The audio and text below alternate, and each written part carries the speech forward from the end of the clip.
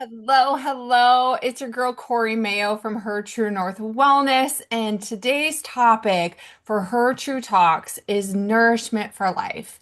Now, Meg and I have been coaching women for many years, and a common theme that seems to come up is women who are feeling very low energy and undernourishing their bodies. Now, I want to talk about this a little bit because it seems to be something that comes up repeatedly over the years, and something that I really want to touch on, not only to help you see a different perspective and a different side of things, but also to help educate you so that you can feel empowered to make some shifts in your own life to improve your quality of life and to feel better. Okay. So I'm curious, have you ever struggled with losing weight, having good energy throughout the day, sleeping well, feeling mentally strong and ready to tackle what your day brings? If you answered yes, you very well could be dealing with low energy. Now, if you answered yes to not sleeping well and having low energy throughout the day, you're probably like, duh, Corey, I do have low energy. I already answered that.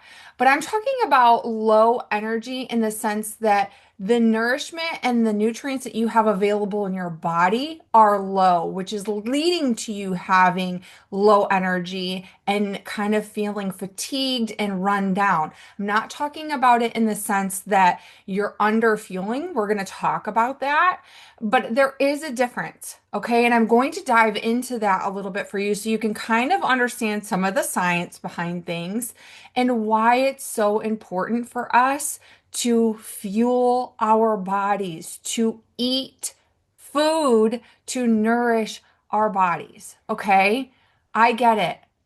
So many of us have been conditioned, taught, told to eat less, move more, and you're going to lose weight, right? We want to be smaller, so we have to do less. For decades, we have been told eat less, consume less, and you're going to see the results that you want. Especially if you grew up in the 80s and 90s, like I did, and we were taught to be afraid of fat, and we were kind of chasing that skinny, right? Always wanting to be smaller, smaller, smaller, and constantly shrinking. Okay, so there is some truth to we do need to eat less than what our body needs to maintain its current weight. But if we're being honest, so many of us in diet culture and society has swung that pendulum to such an extreme that now women are putting their bodies into starvation mode because they're consuming so few of calories for long periods of time and long stretches of time. And it's putting their bodies into this state of starvation and constant stress. We don't want to do that because that's wreaking havoc in so many areas. That is contributing to your poor sleep. That's contributing to poor hormone natural flow and homeostasis of your hormones. And it's also contributing to you actually holding on to the weight that you have. Okay. So let's talk about that a little bit because what does starvation mode mean? This simply means that our body is in a heightened state of stress and it's not sure when its next meal is coming and what kind of nutrients are going to be available to it. So, what happens is our body starts to hold on to the fat and the fat cells that we have to survive. Okay. Our body is very smart. It is going to adapt to what you do to it, whether you're eating or not eating. It is going to do what it needs to keep you alive, okay? But it is putting our body in such a heightened state of stress that our cortisol is constantly high. And now cortisol is good. Okay, cortisol is a natural hormone that we do need, but our cortisol should peak in the morning. That's when we wake up, and it should naturally fall throughout the day so that then we can go back to sleep in the evening. If we are undernourishing our body, we're not managing our stress very well. We probably aren't sleeping very well if we're undernourishing. Then our cortisol is going to remain high and our body is going to be in a constant state of stress. Okay. When our cortisol is high, we tend to hang on to more fat cells and reserve that fat, which typically for women is going to be reserved in your your midsection, right? Where many of us struggle to lose weight and tone and feel better. Okay. So I want to talk about what skipping meals is actually doing to your body. And I've kind of dove into this a little bit. I got a little bit of ahead of myself, but our bodies require a certain amount of nourishment, right? I talked about maintenance. Your maintenance calories, that is what your body needs to sustain where it's at currently. Okay. When we do not meet our daily needs and our body's stress, when we do not meet our body's daily needs, our body's stress response is heightened, preparing for survival. I just touched on that a little bit.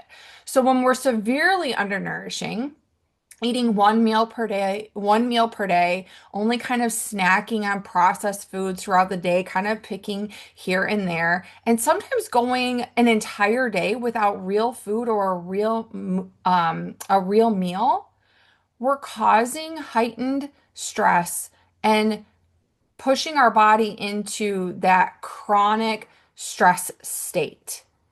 When we are in that state for long periods of time, our body becomes catabolic. What does this mean? The cortisol encourages our body to become catabolic when it's in heightened states for long periods of time.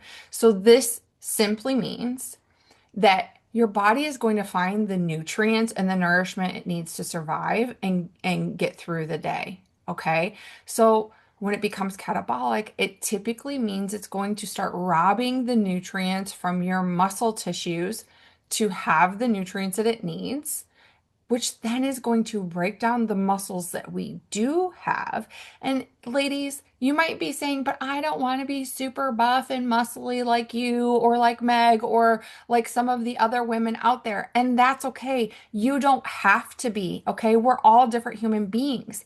But if you want a good quality of life and to be independent and to function and have longevity, you need to preserve the muscle that you currently have.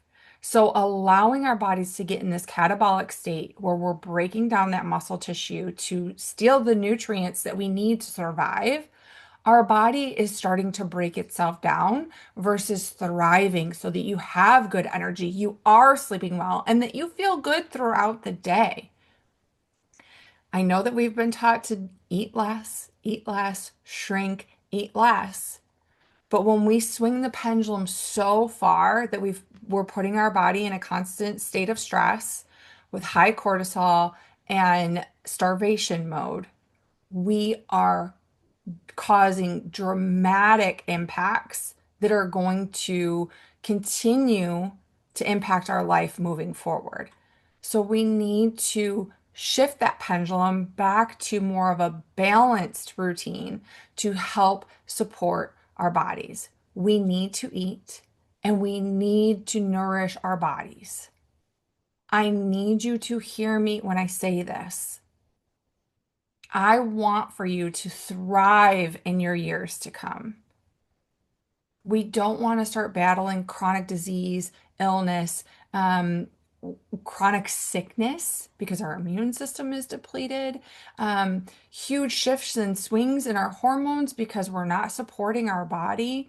And I want you to be able to live and function and thrive with your family for years to come, whether that's with your children, your grandchildren, your great grandchildren. I know sometimes we don't think that far ahead, but we want to set ourselves up for success so that we can still get up and down and off of the toilet when we're in our 70s and 80s so that we can still climb the stairs and carry in our groceries and be able to function in everyday life. Those are the things that are going to be dramatically impacted as we age if we don't start nourishing our bodies now, because it's happening now in real time. Okay? So we need to reserve the muscle that we have each day forward.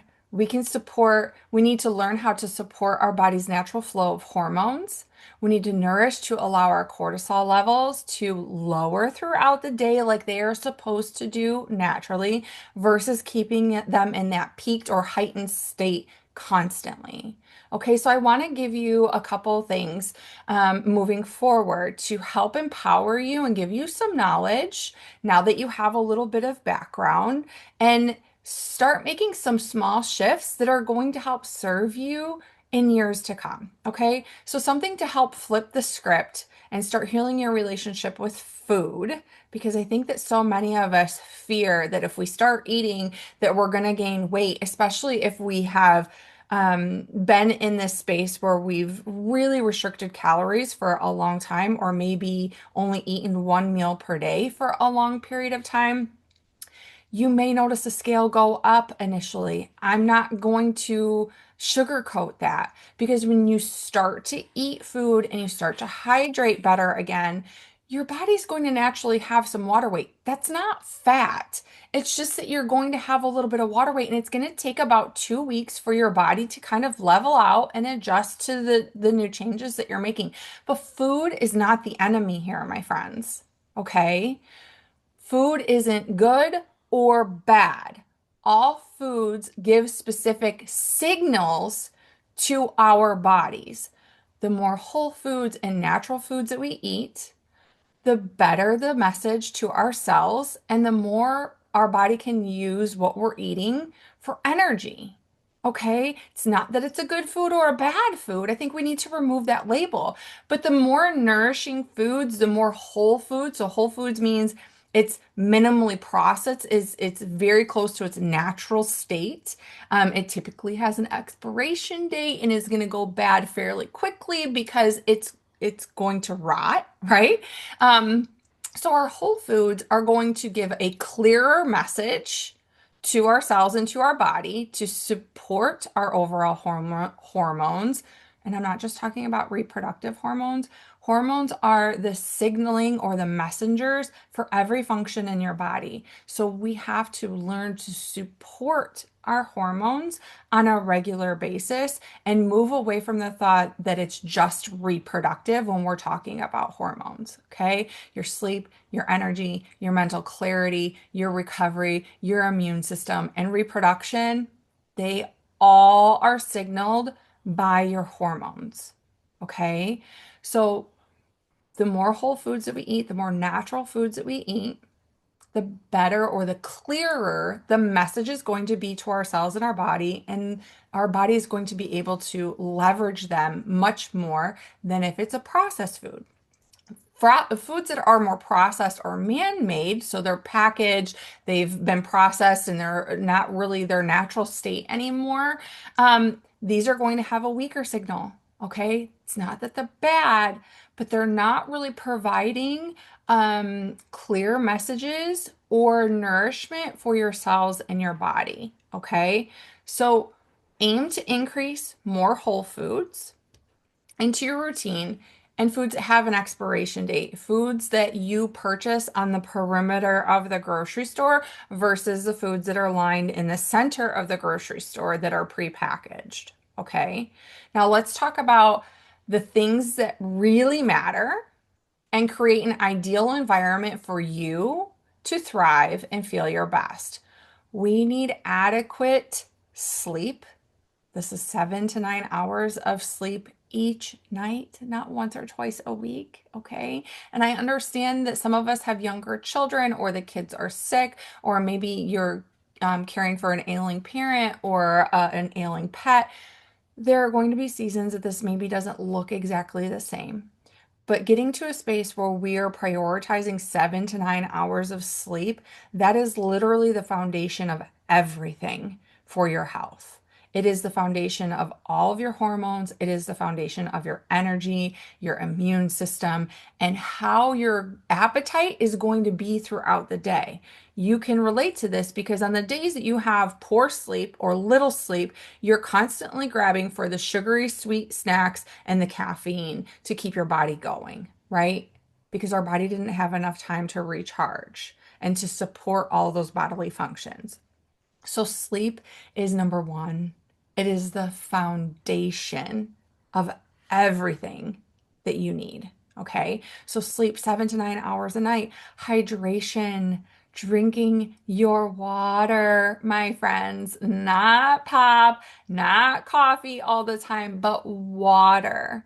Your cells are made up of water. They need water to survive and to function properly. So, we need to consume at least half our body weight in ounces of water every single day. So if you're 150 pounds, that means we should be drinking at least 75 ounces of water per day.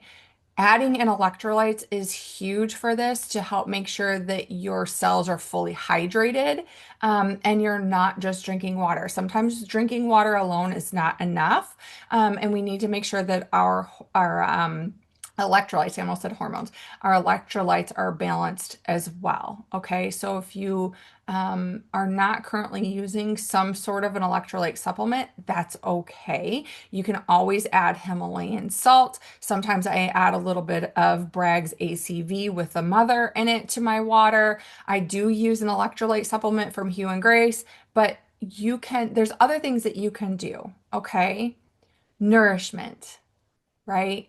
We talked about eating more whole foods to give those clear messages and signals to your cells. So, nourishment, eating within 30 minutes of waking up to help stabilize your blood sugar. Getting 20-ish grams of protein in with that meal is ideal. It's going to stabilize your blood sugar throughout the day. Your energy is going to be better. You're supporting your body so it's not staying in a heightened state of cortisol and stress, right? And you're going to feel more satiated throughout the day. Okay. So, eating within 30 minutes of waking up, definitely before you consume caffeine. Okay. Consuming at least 100 grams of protein per day, period. Bare minimum, ladies. Bare minimum. I know some of you are consuming maybe 50 grams a day, and that's what a toddler should be consuming. Okay. We need to get that protein up. It is the foundation and the building blocks of your collagen and your muscles. So if we want to talk about anti-aging and feeling good and have glowing skin, we need to make sure we're giving those clear signals with whole foods to our cells. Okay, so 100 grams of protein per day. Now, most of you, it should be more than that, but 100 grams per day is the bare minimum. Okay, at least 40 grams of fat per day. Again, you probably should be consuming more than that depending on your age, height, and weight and your goals, but 40 grams should be the bare minimum of fats per day, and then 100 grams of carbs per day. Okay. Usually, carbs is the space that we get plenty of, but maybe some of you are not. Okay. Movement is the last pillar. Movement, strength training specifically 2 to 3 days a week, ladies. If you are in your 30s or older, you need to be strength training 2 to 3 days a week. Now, that doesn't mean you're going super heavy and doing super intense workouts all the time, unless you have specific goals that you're working towards, right? But we need to be challenging our muscles and putting a little bit of stress load on the muscles and our bones to help keep our muscles and our bones maintaining and healthy as we age. We cannot afford to continue to shrink and dwindle our muscle mass and our bone mass as we get into our 60s, 70s, and 80s. Okay, so these are just a few of the foundational habits that Meg and I teach in our Whole Health Collective and our program Anchor and Rise. The exact habits that we'll be coaching our clients through during our 84 habit challenge that's starting on March 30th. If you haven't heard us talking about this yet and you would like some more information, simply reach out to me at on IG at Corey Mayo, CorriMayo, or you can email me Corey, Corri at coreymayo.com. I'll drop that information in the description for this video, but please know, I know there's a lot of information out there. I know that we're constantly being told, do this, do that, this worked for me, this worked for me. The things that I'm teaching you here and the things that Meg and I teach and practice in our own lives are always going to be the foundational habits that have worked for hundreds of years. This isn't something that's a fad. This isn't something, oh, well, they're talking about protein right now and they're talking about hormones right now. So let's get out there and talk about it. Yes, we need to talk about it so we can educate you on it and we can create awareness and conversation around it. So when we learn better, we can do better. But ladies, I'm teaching you these things, these foundational habits and these practices because these are what work for women beyond everything else, right? This isn't a fad. This isn't just something that, oh, I drummed up and I'm like, oh, I'm going to talk about this today. These are foundational habits and practices that have worked for hundreds of years that are going to help you sustain longevity and health for years to come. So know that I'm always cheering for you, and I hope that you took something away from this talk today. If this hit home for you today, please make sure that you subscribe and follow for more Her True Talks in the upcoming weeks and months. And I hope that this mindset shift help you to align, rise, and thrive in your upcoming weeks. Thank you so much for listening. I will talk with you soon.